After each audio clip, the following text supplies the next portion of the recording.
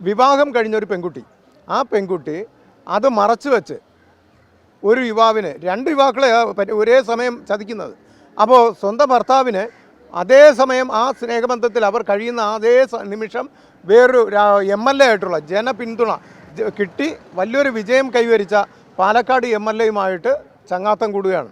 അങ്ങോട്ട് മെസ്സേജ് അയക്കുകയാണ്, ഫേസ്ബുക്ക് വഴി അങ്ങോട്ട് മെസ്സേജ് അയച്ച് ചങ്ങാത്തം കൂടി അവരൊരു കുഞ്ഞിന് ജന്മം കൊടുക്കുകയാണ്.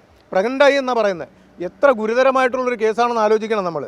കല്യാണം കഴിഞ്ഞ് നിസ്സാര ദിവസത്തിനകത്ത് അവർക്ക് എന്തെങ്കിലും അഭിപ്രായ വ്യത്യാസം ഉണ്ടാവാം. അപ്പോഴ് ജനങ്ങൾ അറിയുന്ന, നാട്ടുകാരറിയുന്ന ഒരു സെലിബ്രിറ്റി സ്റ്റാറ്റസുള്ള ഒരു MLA അദ്ദേഹത്തിന് പ്രണയം നടിക്കുകയും അദ്ദേഹത്തിനെ തെറ്റിദ്ധരിപ്പിച്ച് ഇവിടെ ഗാർഹിക പീഡനമാണ്, എന്നെ തല്ലുന്നു, ഭയങ്കരമായിട്ട് പ്രശ്നങ്ങളാണ് എന്നൊക്കെ പറഞ്ഞിട്ട് അദ്ദേഹത്തോട് ഒരു എന്താ പറയുക, ഒരു കുഞ്ഞിനെ വേണം എന്നുള്ള നിലയിലോട്ട് അദ്ദേഹത്തെ കൊണ്ട് പറയിച്ചു എന്നുള്ളതാണ്.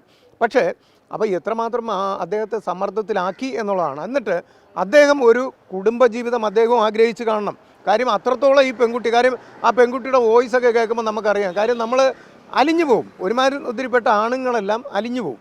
ആ രീതിയിലാണ്. കാരണം ഇപ്പോൾ ഇദ്ദേഹം MLA ആണെങ്കിലും അദ്ദേഹം ഒരു മനുഷ്യനല്ലേ. അപ്പോൾ അദ്ദേഹത്തിന് പറ്റിയ ഒരു അബദ്ധമാണത്. അതിൽ വീണുപോയി. ആ വീണപ്പോൾ അദ്ദേഹം എന്ത് കരുതി, ഒരു ജീവിതം ആഗ്രഹിച്ചു. അങ്ങനെയാണ് അദ്ദേഹം ഒരു കുഞ്ഞിന് ജന്മം വേണം എന്ന് പറഞ്ഞത്. അല്ലെങ്കിൽ ഒരു പുരുഷനും ഒരു പെൺകുട്ടിയുമായിട്ട് ചങ്ങാത്തം കൂടിയിട്ട് ഒരു കുഞ്ഞ് വേണമെന്ന് പറയില്ല.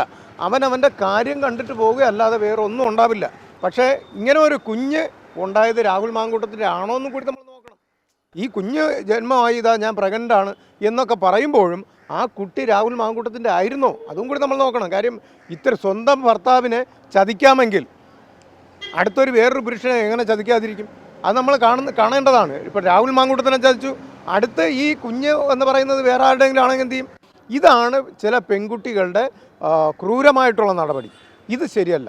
അപ്പോൾ ഇങ്ങനെയുള്ള ദുഷ്ടയായിട്ടുള്ള ചതിക്കുന്ന സ്ത്രീകളെ, അവരെ നമ്മൾ പൊളിച്ചടുക്കുക എന്നുള്ളതാണ് നമ്മുടെ ലക്ഷ്യം. അതുകൊണ്ട് തന്നെ ഇദ്ദേഹത്തെ റിമാൻഡ്, ഞാനിപ്പോൾ സൈബർ സെല്ലിലോട്ട് പോകുന്നുണ്ട്. അദ്ദേഹത്തിന് അവിടെ കൊണ്ടുവരും, അദ്ദേഹത്തിന് വേണ്ടത് പിന്തുണ കൊടുക്കും. ഞങ്ങളിന്ന് സ്റ്റേഷൻ പിക്കറ്റിംഗ് വയ്ക്കാമെന്ന് വിചാരിച്ചതാണ്. പിന്നെ അത് പെട്ടെന്നുള്ള നടപടി ആയതുകൊണ്ട് സാധിക്കാതെ വന്നതാണ്.